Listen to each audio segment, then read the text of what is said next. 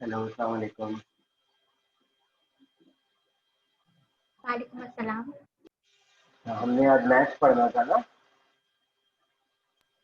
हाँ, जी, तो मैथ्स में मुझे बताओ जरा, लास्ट हमने जो है वो कहाँ तक और क्या पढ़ा था। ऑपरेशन ऑन सेट क्या था? ऑपरेशन और टैक्स के बाद जो है वो हमने कुछ वेन डायग्राम भी जो है वो करना सीखी थी। हाँ,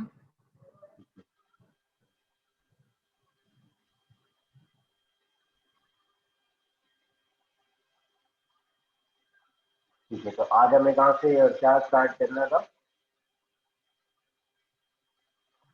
properties of union and intersection. तो वेन डायग्राम्स हमारी सारी कंप्लीट हो गई थी।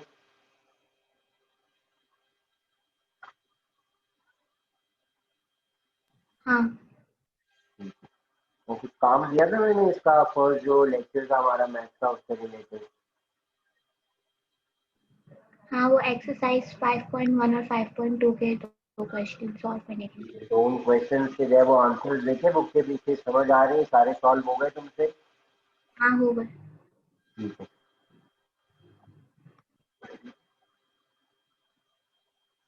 अच्छा, तो सबसे पहले जो है वो हमारे पास जो है प्रॉपर्टी है, properties of union and intersection. ये जो है वो प्रॉपर्टीज मोस्टली जो है वो एमसीक्यूज के अंदर भी जो है वो पूछते हैं।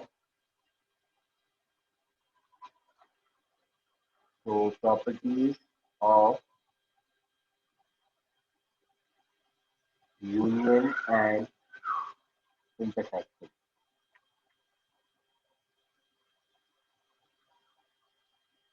अच्छा, इसके अंदर जो है वो सबसे पहले हमारे पास प्रॉपर्टी है commutative property of union.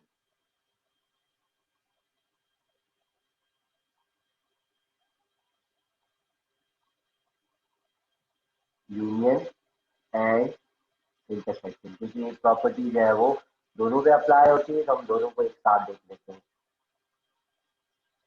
Mind में है, जहन में है कि क्या होती है कम्यूटेटिव प्रॉपर्टी। यूनियन की होती है कि A union B equal to B union A, और इंटरसेक्शन की होती है A intersection B equals to B intersection A. ठीक है, बिल्कुल सही है, बिल्कुल इसी तरह से होती है। कम्यूटेशन का मतलब है कि अगर हम सेट्स का जो है वो ऑर्डर चेंज कर दें, तो ऑर्डर चेंज करने से जो ऑपरेशन है उससे कोई फर्क नहीं पड़े। फॉर एग्जाम्पल, ए और बी हमारे पास कोई भी सेट्स हो, और इन ए और बी सेट्स के अंदर अगर मैं यूनियन ऑपरेशन अप्लाई कर रहा हूँ, तो ए यूनियन बी, और अब मैं बी और यू ए का यूनियन अगर मैं कैलकुलेट करूँ, सॉल्व करूँ, तो हमारे पास जो आंसर है वो सेम आएगा। इसको कहते हैं कम्यूटेटिव प्रॉपर्टी। इसी तरह से अगर ए और बी हमारे पास कोई भी सेट्स हो, और हम उन दोनों सेट्स के दरमियान इंटरसेक्शन का ऑपरेशन अप्लाई कर रहे हैं, तो ए इंटरसेक्शन बी परफॉर्म करें हम, या बी इंटरसेक्शन ए परफॉर्म करें, इन दोनों केसेस के अंदर हमारा जो आंसर है उससे कोई फर्क नहीं पड़ता। क्लियर है ये।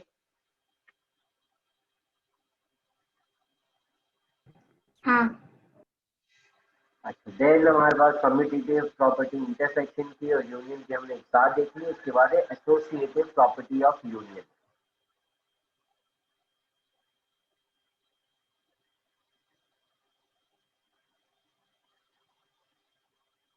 अच्छा, इसके अंदर हम जो है वो सॉल्व नहीं कर रहे हैं, सॉल्व करने में वही बेसिक ऑपरेशन अप्लाई कर रहे हैं। तो हम सिर्फ और सिर्फ जो है उसकी स्टेटमेंट देख रहे हैं और उसका मतलब जान रहे हैं। एमसीक्यूज के अंदर जो है वो उसको आइडेंटिफाई करने को बोल सकते हैं कि which of the following is the commutative of union, और which of the following is the associative property of union और इंटरसेक्शन। इस तरह किसी भी प्रॉपर्टी का नाम लेके जो है वो हमसे ये पूछ सकते हैं। देन एसोसिएटिव प्रॉपर्टी के अंदर हमारे पास जो है वो यूनियन थी, और साथ साथ इंटरसेक्शन के भी हम इसी के साथ देख लेते हैं। तो एसोसिएटिव प्रॉपर्टी का मतलब है कि लेट सपोज हमारे पास तीन सेट्स मौजूद हैं, ए बी और सी, और हम इन तीनों के दरमियान जो है वो यूनियन का ऑपरेशन अप्लाई कर रहे हैं। तो यूनियन करने में हमारे पास ऑर्डर इनके दरमियान कुछ भी हम कर लें, तो जो ऑपरेशन है उसके ऊपर कोई फर्क नहीं पड़े।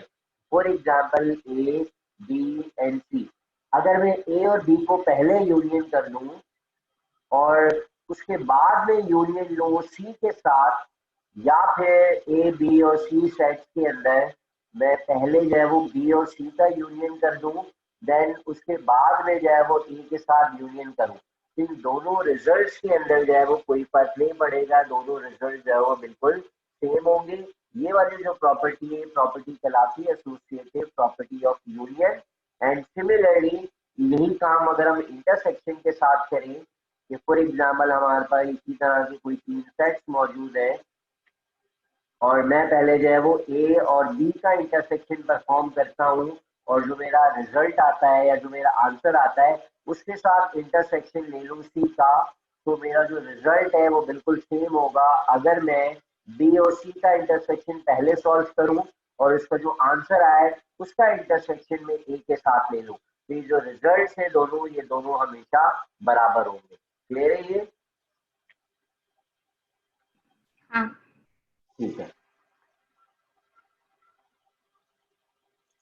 अच्छा, इसके बाद हमारे पास property associate property of intersection अलग से गिवन थी, हमने यूनियन इंटरसेक्शन के एक साथ कर दी। देन हमारे पास जो प्रॉपर्टी है वो डिस्ट्रीब्यूटिव प्रॉपर्टी। अच्छा, डिस्ट्रीब्यूटिव हमारे पास दो तरह की होती है, distributive property of union over intersection और दूसरी होती है distributive property of intersection over union. तो सबसे पहले जो है वो डिस्ट्रीब्यूटिव करते हैं हम यूनियन ओवर इंटरसेक्शन। तो इस प्रॉपर्टी के अंदर भी हमारे पास जो है वो लेट्स से 3 सेट्स मौजूद है, ए बी और सी, और इन ए बी और सी के अंदर अब ये जो प्रॉपर्टी है हमारी वो है यूनियन ओवर इंटरसेक्शन। इसका मतलब है पहले हमारे पास जो है वो इन सेट्स के दरमियान यूनियन आएगा, उसके बाद जो है वो हमारे पास इसमें इंटरसेक्शन आएगा। तो फॉर एग्जाम्पल अगर मैं जो है वो ए और बी का पहले मैं यूनियन परफॉर्म कर देता हूँ और उसके बाद इन दोनों जो रिजल्ट आएगा इस यूनियन का उसका मैं इंटरसेक्शन ले लेता हूँ सी के साथ। सॉरी, इसके अंदर कुछ ऐसे है कि पहले बी और सी के दरमियान जो है वो हमने इंटरसेक्शन परफॉर्म किया है और जो रिजल्ट आया है हमारे पास उस रिजल्ट को जो है वो हमने यूनियन कर दिया है सी के साथ। तो अगर हम इस साइड को सॉल्व करें तो हमारा जो आंसर आएगा वो कुछ इस तरह से होगा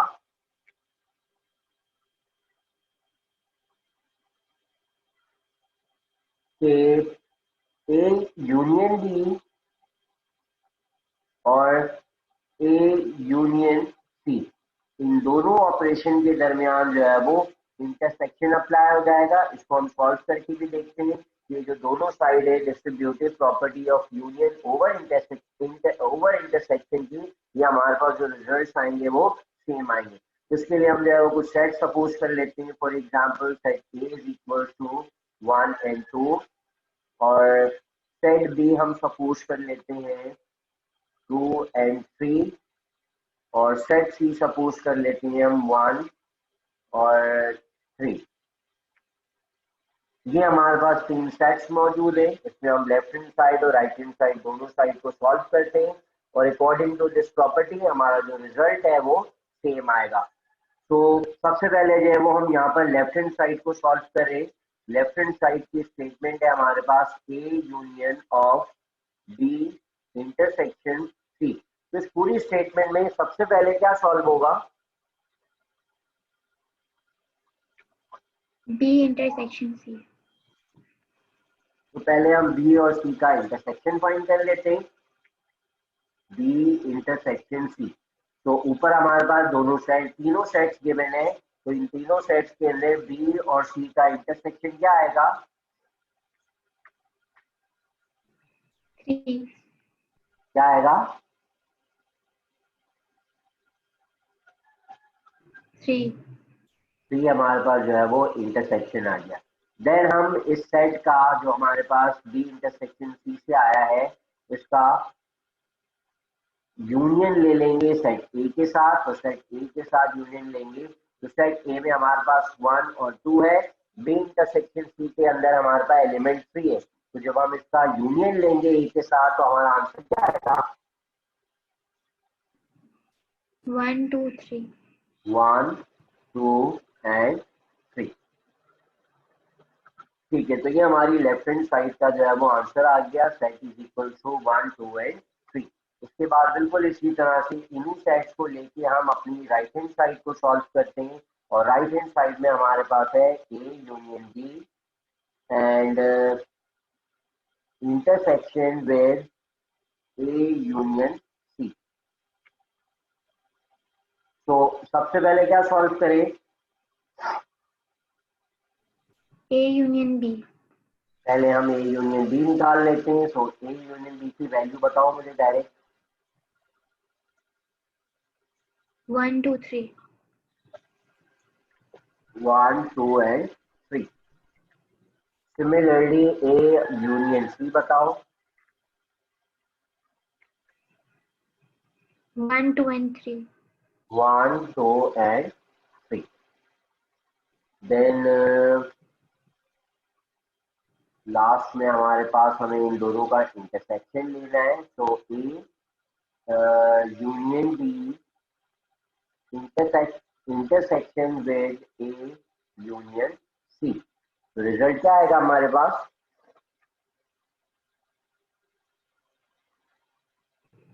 1 2 and 3। 1 2 एंड 3। ये सिंपल से सेट्स हमने लिए। तो distributive property of union over intersection हमने प्रूव करके दिखाया कि दोनों जो राइट हैंड साइड और लेफ्ट हैंड साइड हैं ये दोनों इक्वल होती हैं। नेक्स्ट प्रॉपर्टी पे जब आते हैं वो प्रॉपर्टी है distributive property of intersection over union.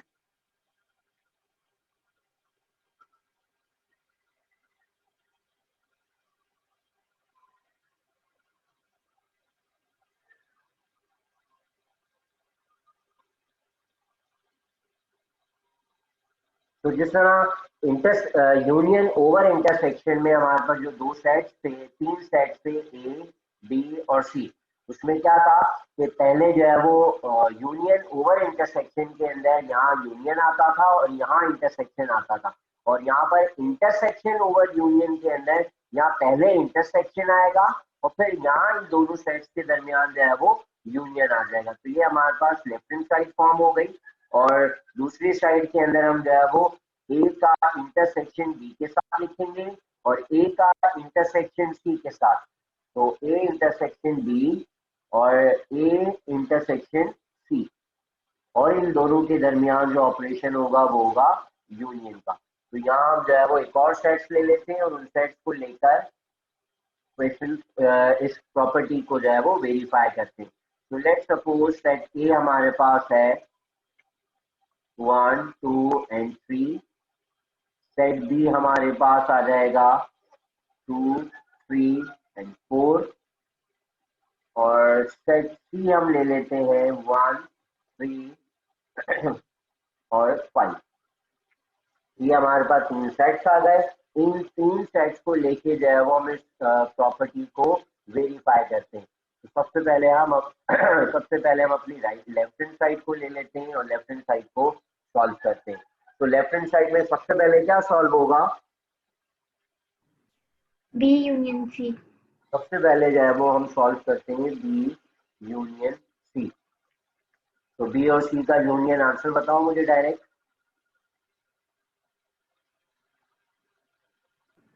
1 2 3 4 5। 1 2 3 4 and 5। ठीक है, देन हम इसका इंटरसेक्शन ले लें ए के साथ। तो A intersection with B union C. तो इस रिजल्ट का बी यूनियन सी का ए के साथ इंटरसेक्शन देखो। 1 2 and 3। 1 2 एंड 3 कॉमन एलिमेंट्स हैं तो हमारे पास इंटरसेक्शन आ गया 1 2 एंड 3। तो ये हमारे पास लेफ्ट हैंड साइड सॉल्व हो गई। इसी तरह से राइट हैंड साइड को ले लेते हैं। राइट हैंड साइड को सॉल्व करना है तो हमें तीन ऑपरेशन परफॉर्म करने हैं। ए यूनियन ए इंटरसेक्शन भी सॉल्व करना है, हमें ए इंटरसेक्शन सी के साथ परफॉर्म करना है, देन इन दोनों रिजल्ट्स का आपस में यूनियन ले लेना है। तो सबसे पहले जो है वो ए इंटरसेक्शन बी फाइंड करते हैं। A intersection B is equal to क्या आएगा? 2 and 3. 2 and 3. Similarly A intersection C ये किसके इक्वल आएगा? 1 and 3. 1 and 3. और फाइनली जो है वो हमने इन दोनों रिजल्ट्स को आपस में यूनियन कर देना है। तो A intersection B union with A intersection C। तो रिजल्ट क्या आएगा हमारे पास? 1, 2 and 3. 1, 2 and 3। तो ये हमारे पास distributive property of intersection over union जो है वो हमने वेरीफाई की और दोनों साइड इनकी इक्वल आ रही है। क्लियर है ये? हाँ। ठीक है। सो नेक्स्ट प्रॉपर्टी या सेट्स के दरमियान एक लॉ है जिसको हम जो है वो डी मॉर्गन्स लॉ कहते हैं। ये हमने जो है वो एक क्लास के अंदर भी जो है वो वेरीफाई भी किया था और उसके स्टेटमेंट्स भी देखे थे। तो D Morgan law, D Morgan's law की हमारे पास दो स्टेटमेंट्स है और दोनों स्टेटमेंट जो है वो आपस में इक्वल होती है। तो first statement is A union B whole complement is equal to A complement intersection B complement। एक तो ये स्टेटमेंट है हमारी डी मॉर्गन्स लॉ की जिसके अंदर एक साइड पे होल कॉम्प्लीमेंट होता है तो दूसरी साइड के ऊपर जो है वो इंडिविजुअल दोनों साइड्स के ऊपर कॉम्प्लीमेंट है। एक साइड पे अगर यूनियन आ रहा है तो दूसरी साइड पे इंटरसेक्शन आएगा। तो इसी स्टेटमेंट को जो है वो हम इस तरह से लिख दें अगर ए बी और होल कॉम्प्लीमेंट और यहाँ पर आ जाएगा ए कॉम्प्लीमेंट और बी कॉम्प्लीमेंट। तो हमें सिर्फ दो स्टेटमेंट्स के अंदर क्या करना है, यूनियन और इंटरसेक्शन को इक्वल टू के दोनों साइड के अगर स्विच कर दें तो वो प्रॉपर्टी भी जो है वो वैलिड होती है और दोनों स्टेटमेंट जो है वो डी मॉर्गन लॉ कहलाते हैं। तो दिस यूनियन एंड यहाँ पर इंटरसेक्शन है तो हम यहाँ पर पहले इंटरसेक्शन कर देंगे और ये जो है वो हमारा यूनियन हो जाएगा। तो इस तरह से हमें जो है वो स्टेटमेंट्स को याद रखना भी जो है वो आसान हो जाएगा। ये दो स्टेटमेंट्स हैं, इन दोनों स्टेटमेंट्स को डी मॉर्गन्स लॉ कहते हैं। तो हम बारी बारी जो है वो दोनों स्टेटमेंट्स को वेरीफाई करते हैं। तो सबसे पहले हम ले लेते हैं A union B whole complement is equal to A complement intersection with B complement. इसके लिए हम जो है वो पहले सेट्स को जो है वो सपोज कर लेते हैं कि कौन से सेट्स ले लें। तो हम अपनी मर्जी से जो है वो कोई भी सेट्स ले लेते हैं।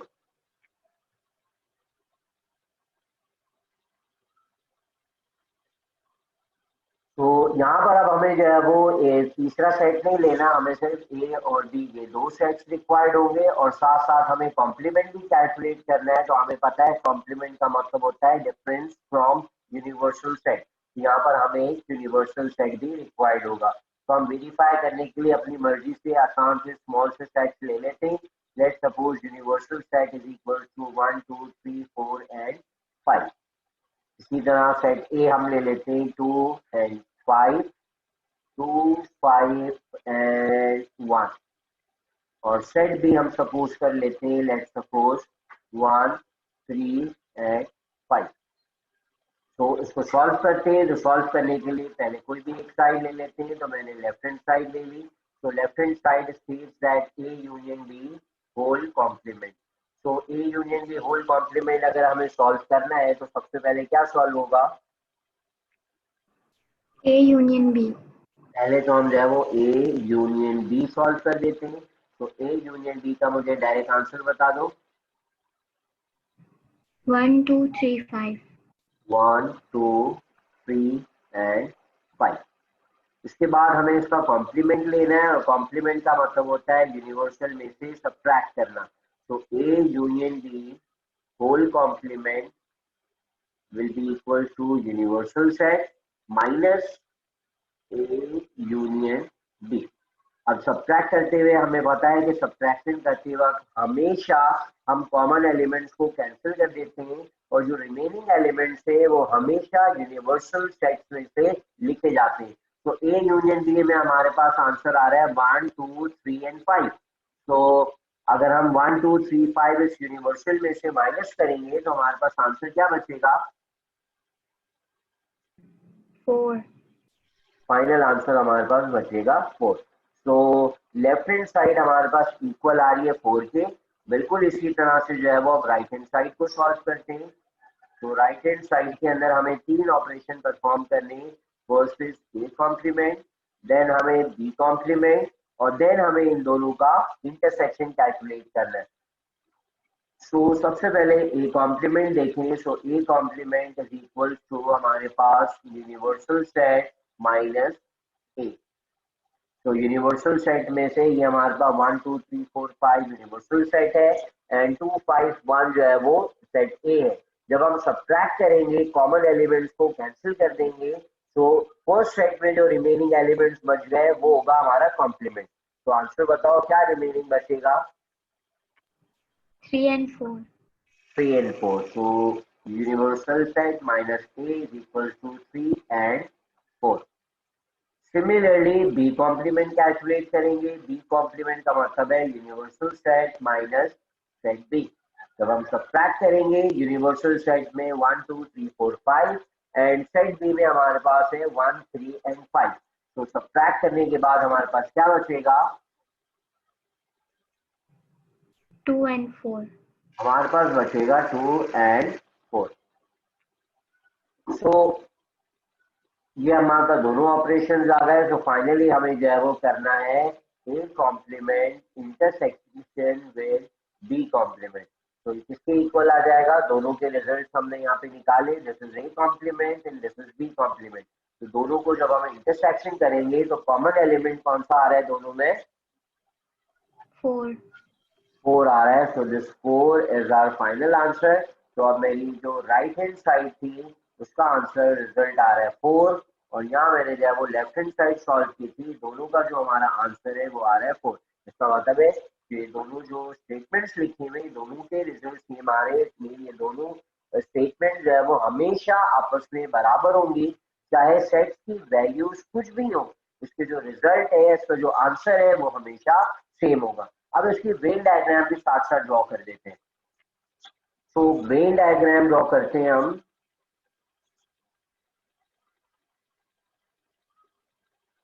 अच्छा, वेन डायग्राम के अंदर हमें सेट ए और सेट बी को पहले देखना है कि सबसेट से, ओवरलैपिंग सेट से या डिसजॉइंट सेट से। कौन से सेट से है? ओवरलैपिंग। ओवरलैपिंग सेट से। तो ओवरलैपिंग सेट के केस के अंदर हमारे जो सर्कल्स हैं वो इस तरह से ड्रॉ होते हैं जिसमें कुछ पोर्शन दोनों सर्कल्स का कॉमन होता है। तो हम सेट्स को नाम दे देते हैं set A and set B.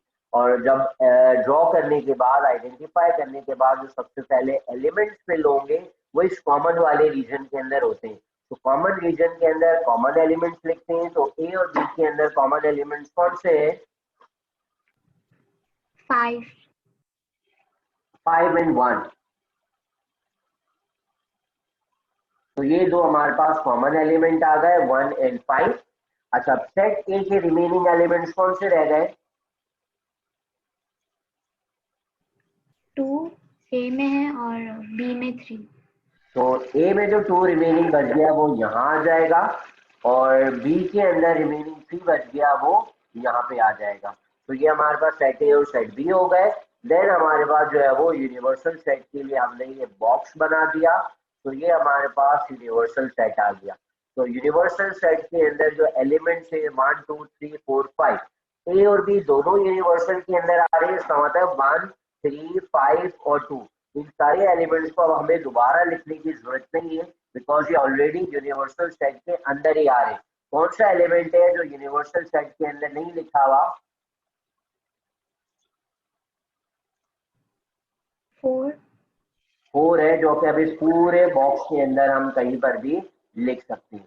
ये एलिमेंट्स को फिल करना समझ आ गया? हाँ। ठीक है। अच्छा, तो अब आंसर करने के लिए जो हम शेडिंग करते हैं वेन डायग्राम की, तो वेन डायग्राम की शेडिंग में याद रखना जो फाइनल आंसर होता है हम उस पर शेड करते हैं। तो फाइनल आंसर हमारा क्या आया था? यूनिवर्सल सेट उसमें से ए और बी फाइनल को। आंसर, हाँ।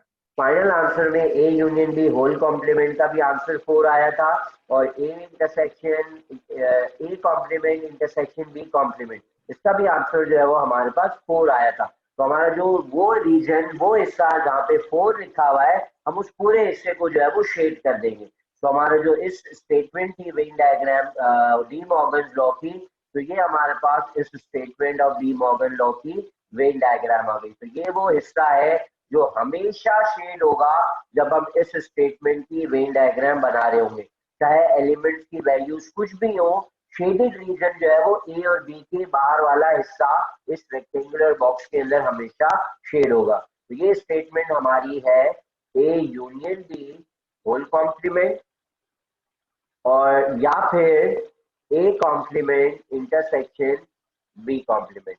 तो अगर हमें इन दोनों में से कोई भी वेन डायग्राम पूछी जाए, वेन डायग्राम हमेशा यही बनेगी जो अभी हमने डी मॉर्गन लॉ के लिए बनाई है। क्लियर है ये बात?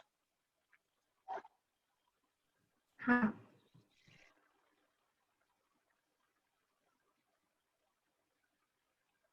ओके, तो उसकी नेक्स्ट स्टेटमेंट की तरफ चलते हैं। अभी हमने जो है वो इस स्टेटमेंट को सॉल्व किया अपनी मर्जी से, जो है वो एलिमेंट्स को लेके। सिमिलरली जो है वो इस सेकेंड वाली प्रॉपर्टी को जो है वो सॉल्व करते हैं। तो सेकेंड प्रॉपर्टी में हमारे पास है A intersection B whole complement is equal to A complement and union with B complement. तो इसके अंदर भी हम जो है वो अपनी मर्जी से कोई भी सेट जो है वो सपोज कर लेते हैं, देन उसको फिर सॉल्व करेंगे। तो सेट्स हम अपनी मर्जी से दोबारा से सपोज कर सकते हैं, जिसमें हम यूनिवर्सल सेट ले लेते हैं। For example 1 2 3 4 5 6 7 8 9 and 10। अच्छा, ये बात भी याद रखना कि यूनिवर्सल सेट के अंदर सारे एलिमेंट्स मौजूद होने चाहिए जो भी हमारे सेट ए और सेट बी की वैल्यूज है। अगर सेट ए और सेट बी की वैल्यूज ऐसी है जो कि यूनिवर्सल सेट के अंदर नहीं आ रही, तो ऐसा पॉसिबल नहीं होता। हमेशा ए और बी सेट्स के तमाम एलिमेंट्स सेट यूनिवर्सल सेट के अंदर हमेशा मौजूद होंगे। तो सेट ए में सपोज कर लेता हूँ 2 4 7 एंड 9, एंड हमारा सेट बी हो जाएगा, set B is equal to for example 1 3 4 5 9। तो ये हमारे पास सेट बी हो गया।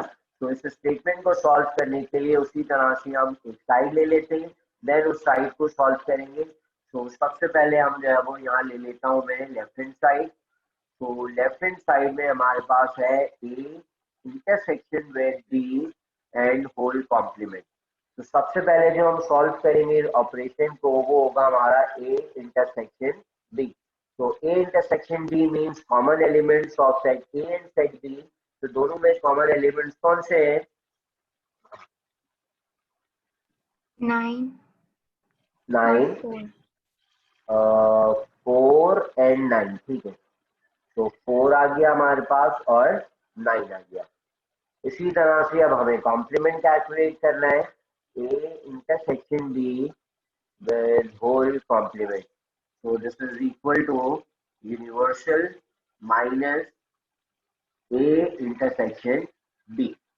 तो यूनिवर्सल सेट 1 से 10 तक है, और इंटरसेक्शन हमारे पास 4 एंड 9 आ रहा है। तो हमारे पास यहाँ फाइनल आंसर क्या आएगा?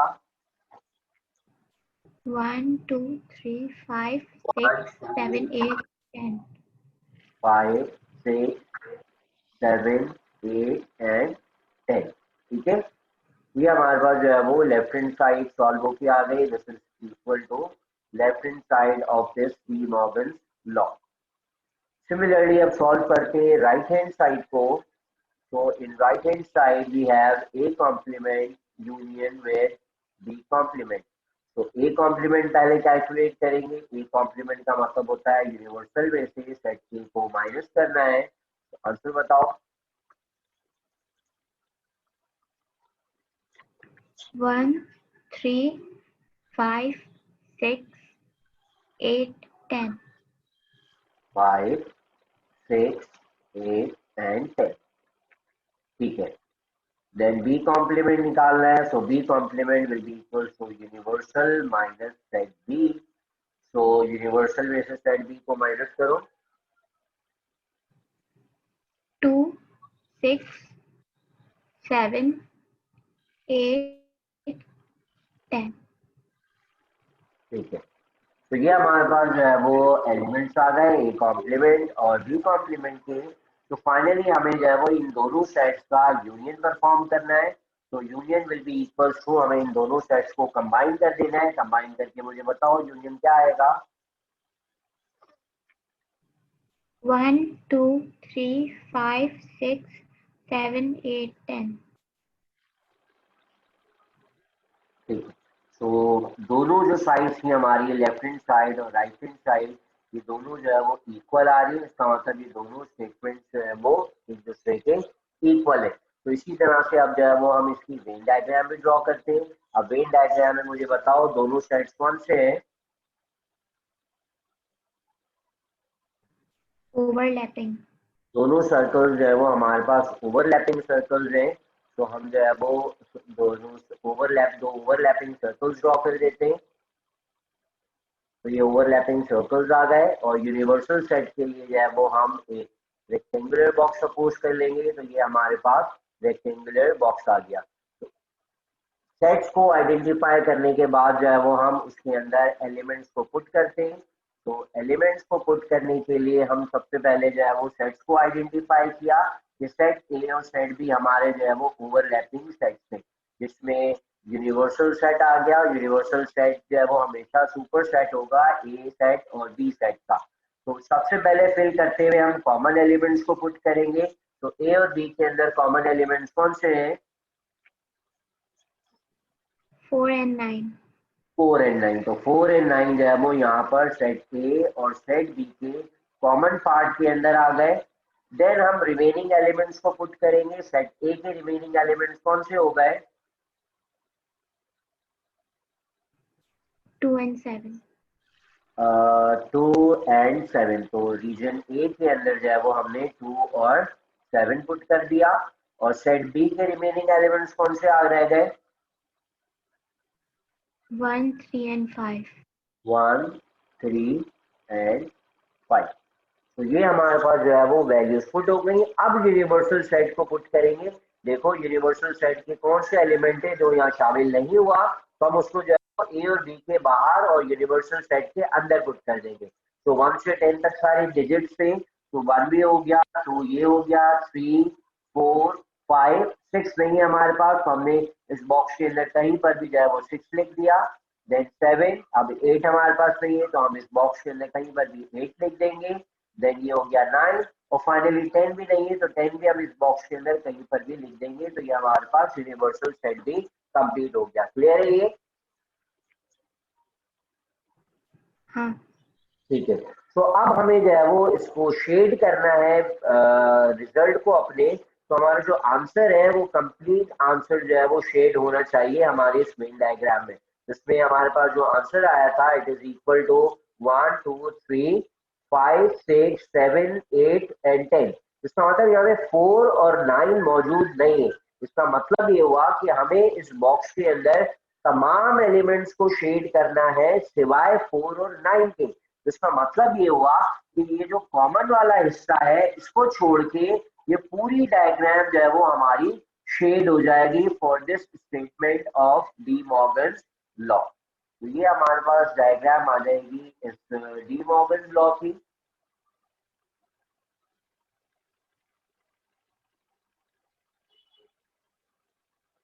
क्लियर है ये। हाँ। तो हमारे पास सेट्स की जो वैल्यूज है वो चाहे कुछ भी हो, हमारा जो आंसर है या जो शेडेड रीजन है वो हमेशा जो है वो यही रहेगा, सेम आएगा फॉर दिस स्टेटमेंट। चाहे वो ये स्टेटमेंट हो डी मॉर्गन लॉ की या फिर ये वाली स्टेटमेंट हो डी मॉर्गन लॉ की, दोनों स्टेटमेंट्स के अंदर जो है वो शेडिंग रीजन जो है वो हमेशा ये सेम रहेगा। क्लियर है यहाँ तक। हाँ।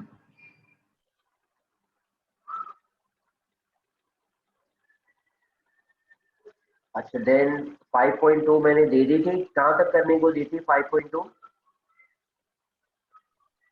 Question number 1 and 2। 1 and 2 दिया था ना, ठीक है। सो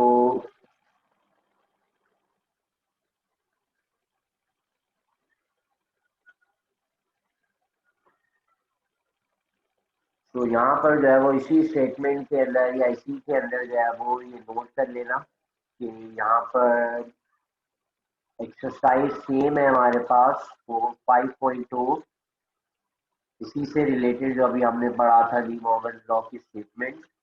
तो उसके अंदर question number 3 and question number 4, तो ये दो क्वेश्चन हैं जो कि इसी टॉपिक से रिलेटेड है जो अभी हमने किया, जिसको अपने पास जो है वो ट्राई करना सॉल्व करने की, question number 3 and question number 4।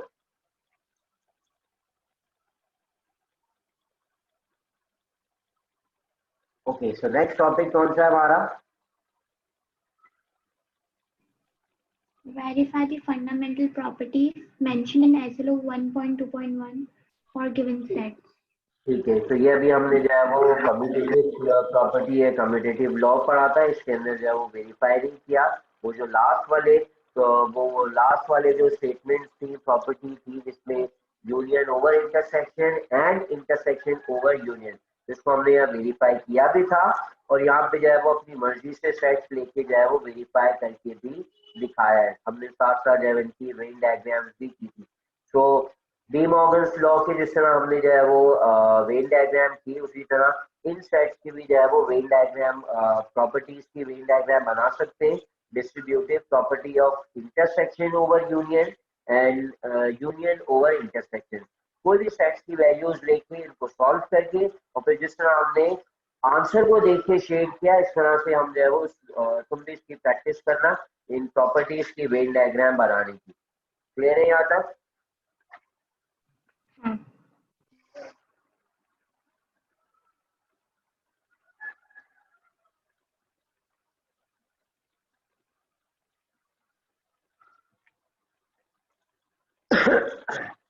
अच्छा, देन हमारे पास एक और न्यू टर्म है, इसे हम कहते हैं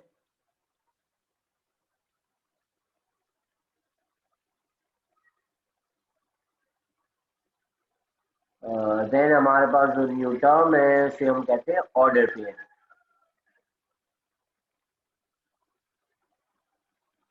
ऑर्डर पेयर पता है क्या होता है?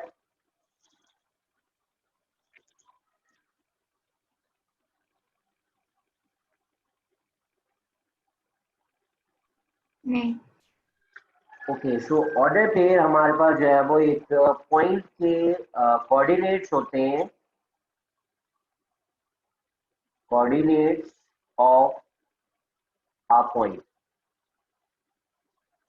तो फॉर एग्जाम्पल हमारे पास ये दो एक्सिस हो, अगर this is X axis and this is Y axis, and this is negative X axis and this is negative Y axis, और ये इन दोनों का जो है वो पॉइंट है, ओरिजिन है या मीटिंग पॉइंट है। तो इस प्लेन के ऊपर मैं कहीं पर भी कोई पॉइंट मार्क कर दूं, for example this is point A, तो इस पॉइंट को डिफाइन करने के लिए हमें दो वैल्यूज चाहिए होती हैं। One is the value of this point on X and one is the value on the Y axis Y.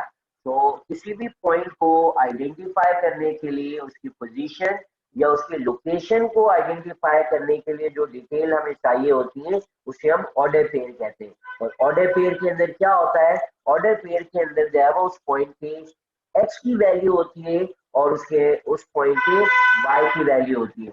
Similarly for example अगर ये वो पॉइंट है बी, तो इस पॉइंट बी के एक्स और वाई की वैल्यूज के लिए हम फाइंड करने के लिए, तो ये हमारे पास पॉइंट की एक्स की वैल्यू हो जाएगी और इस पॉइंट बी के लिए हमारे पास ये वाई की वैल्यू हो जाएगी। तो किसी भी पॉइंट की पोजीशन या किसी भी पॉइंट की लोकेशन को डिफाइन करने के लिए हम जो है वो ऑर्डर पेयर का यूज करते हैं। ऑर्डर पेयर के अंदर कोऑर्डिनेट्स होते हैं किसी भी पॉइंट के, और कोऑर्डिनेट्स में हमारे पास दो कोऑर्डिनेट्स होते हैं, एक कहलाता है एक्स कोऑर्डिनेट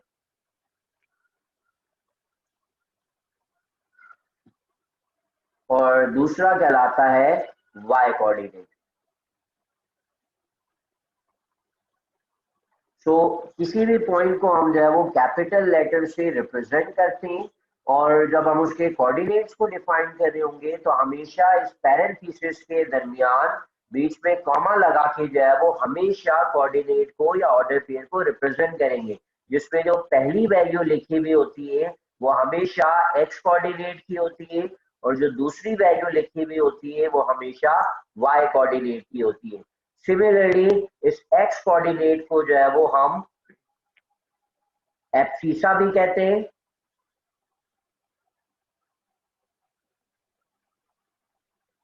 और ये जो y कोऑर्डिनेट होता है इस y कोऑर्डिनेट को हम ऑर्डिनेट भी कहते हैं। क्लियर है ये पॉइंट बातें सारी? हाँ। ओके, तो ये हमारे पास जो है एक ऑर्डर पेयर मौजूद है ए, जिसकी जो वैल्यूज है वो है x, y। तो एक और ऑपरेशन, जिस तरह अभी हमने ऑपरेशन पढ़े सेट्स के ऊपर, इसी तरह से हमारे पास जो है वो डिफरेंट ऑपरेशंस होते हैं, और उनमें से एक ऑपरेशन कहलाता है कार्टेशियन प्रोडक्ट ऑफ सेट।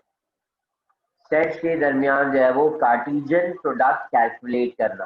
तो फॉर एग्जांपल अगर हमारे पास कोई सेट्स गिवन हो, set A is equal to 1 2 and 3, and set B हमारे पास गिवन हो ए एंड बी। तो अगर हमें कार्टेशियन प्रोडक्ट कैलकुलेट करना है सेट ए और सेट बी के दरमियान, तो हम उसको जो है वो मैथमेटिकली इस तरह से रिप्रेजेंट करते हैं ए क्रॉस बी। तो ये जो क्रॉस लिखा होता है, इस क्रॉस को हम मल्टीप्लाई रीड नहीं करते, साइन मल्टीप्लिकेशन की तरह ही होती है, बट हम उसको मल्टीप्लाई रीड नहीं करते। ये कहलाता है ए क्रॉस बी, और इसका मतलब होता है cartesian product of A and B. तो कार्टेशियन प्रोडक्ट भी हमारे पास जो है वो एक सेट ही होता है। दो सेट्स के दरमियान जब हम कार्टेशियन प्रोडक्ट कैलकुलेट करते हैं, तो हमारा जो रिजल्ट होता है वो रिजल्ट भी हमारे पास जो है वो सेट ही आता है। तो कार्टेशियन प्रोडक्ट कैलकुलेट करने का तरीका क्या है? अब जैसे हमारे पास एक नॉर्मल यहाँ पर एक सेट मौजूद है, सेट के अंदर ये जो चीजें लिखी हुई होती हैं इनको हम एलिमेंट्स कहते हैं। ठीक है, सेट्स के अंदर यहाँ पर हमारे पास 2 एलिमेंट्स है, यहाँ सेट के अंदर हमारे पास 3 एलिमेंट है। सेट के अंदर जो मौजूद चीजें होती हैं उसे एलिमेंट कहते हैं। तो यहाँ हमारे पास एलिमेंट्स नंबर्स है, और सेट बी के अंदर एलिमेंट्स हमारे पास अल्फाबेट्स है।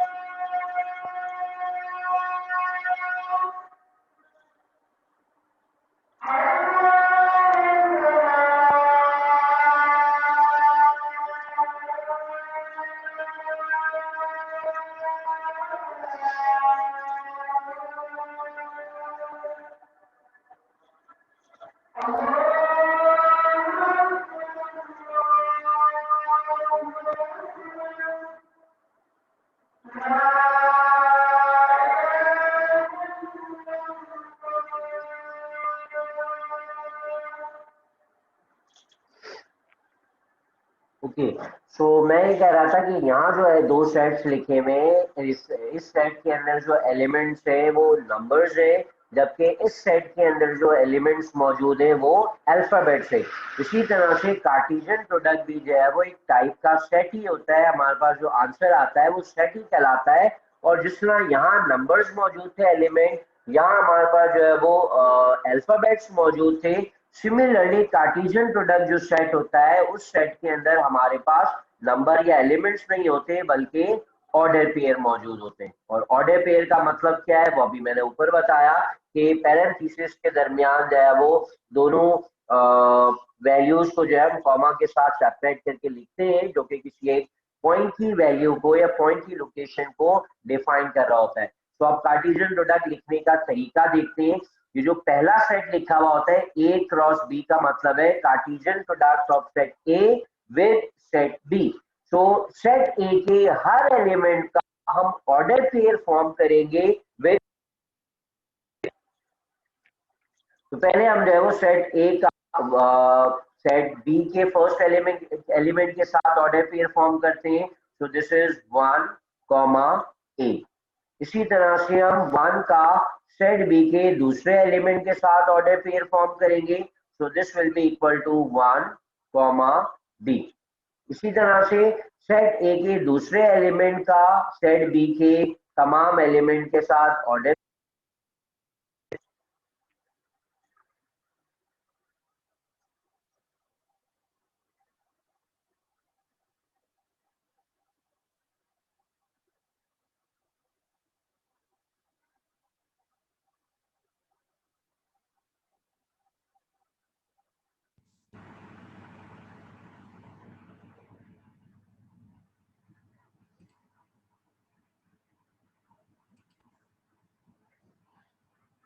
सो नेक्स्ट जो है वो हमारे पास सेट ए के दोनों एलिमेंट्स का, सेट ए के फर्स्ट एलिमेंट का मैंने ऑर्डर पेयर फॉर्म कर लिया सेट बी के सारे एलिमेंट के साथ। इसी तरह से अब जो है वो सेट ए का जो सेकंड एलिमेंट था इसका ऑर्डर पेयर फॉर्म करेंगे दूसरे सेट के तमाम एलिमेंट्स के साथ। तो ये हमारे पास फॉर्म हो जाएगा 2 comma A and 2 comma B.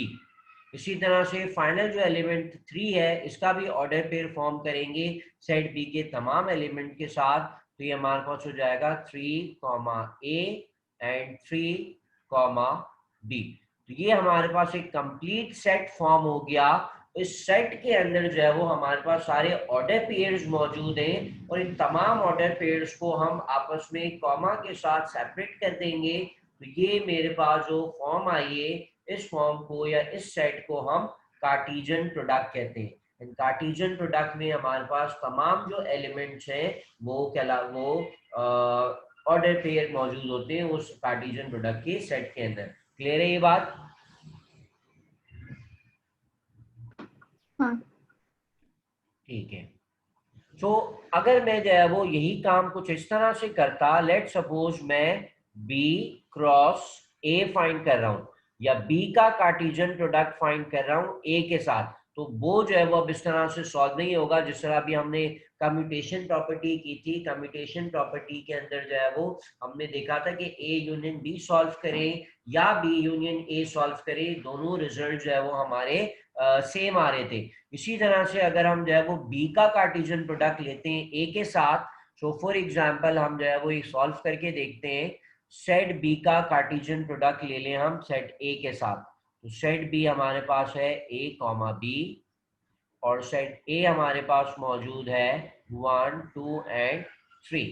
तो जब हम बी सेट का ए के साथ कार्टेशियन प्रोडक्ट ले रहे होंगे तो बी के फर्स्ट एलिमेंट का ऑर्डर पेयर फॉर्म करेंगे ए के फर्स्ट एलिमेंट के साथ, फिर इसी एलिमेंट का दूसरे एलिमेंट के साथ और इसी का तीसरे एलिमेंट के साथ। सो ऑर्डर पेयर फॉर्म करते हैं ए कॉमा 1, इसी तरह से A comma 2 and A comma 3। Next set B आ गया, हमारा एलिमेंट बी आ गया। इसी तरह से बी के भी हम ऑर्डर पेयर फॉर्म करेंगे सेकंड सेट के तमाम एलिमेंट्स के साथ।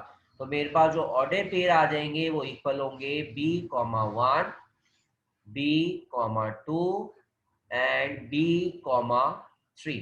तो ये हमारे पास जो है वो सेट फॉर्म हो गया of B cross A, Cartesian product of set B with set A। सो ये दोनों एलिमेंट्स या इस दोनों सेट्स को देखें तो ये दोनों सेट्स आपस में इक्वल नहीं है। यहाँ हमारे पास जो पहला एलिमेंट आ रहा है,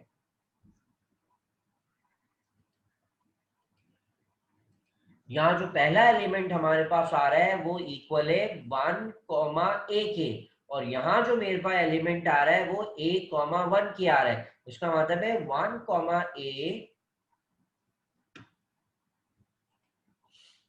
A और A, 1 ये दोनों जो है वो आपस में इक्वल नहीं है। क्यों इक्वल नहीं है? बिकॉज मैंने ऑर्डर पेयर के अंदर बताया था कि जो फर्स्ट लिखा हुआ होता है, जो पहले नंबर लिखा होता है वो x कोऑर्डिनेट, और जो सेकंड में लिखा हुआ होता है वो y कोऑर्डिनेट कहलाता है। तो यहाँ पर ये जो 1 है वो x कोऑर्डिनेट की वैल्यू है, और ये जो a लिखा हुआ है यहाँ पे ये y कोऑर्डिनेट की वैल्यू है। जबकि इस ऑर्डर पेयर को हम देखें तो इस ऑर्डर पेयर के अंदर ये जो a है वो x कोऑर्डिनेट की वैल्यू है, और ये जो b है ये y कोऑर्डिनेट की वैल्यू है। इसका मतलब है इस पहले वाले ऑर्डर पेयर के अंदर x 1 के बराबर है और y a के बराबर है। जबकि सेट दूसरे ऑर्डर पेयर में देखें तो दूसरे ऑर्डर पेयर के अंदर x is equals to a है और y इज इक्वल्स टू 1 है। तो इसका मतलब ये हुआ कि ये दोनों ऑर्डर पेयर जो है वो आपस में बराबर नहीं है। जब ये दोनों बराबर नहीं है तो इसका मतलब ये हुआ कि ये जो दोनों सेट्स आए हैं A cross B and B cross A, ये दोनों सेट जो है वो आपस में कभी भी बराबर नहीं होते। क्लियर है ये? हाँ। ठीक है, तो इससे रिलेटेड जो है वो कुछ क्वेश्चंस हैं एक्सरसाइज 5.4 के अंदर। तो यहाँ मैं वो क्वेश्चंस मार्क कर रहा हूँ, उसकी जो है वो अपने पास प्रैक्टिस करना। एक्सरसाइज 5.4, और इसमें क्वेश्चन जो प्रैक्टिस करने हैं question number 1 and question number 2। Clear है यहाँ तक? हाँ। ठीक है, तो ये एक्सरसाइज सॉल्व करना, कोई प्रॉब्लम हो इन सवाल के अंदर, सॉल्व नहीं हो रहा तो मुझे नेक्स्ट क्लास के अंदर बता देना। ठीक है, ओके। अल्लाह हाफिज। अल्लाह हाफिज।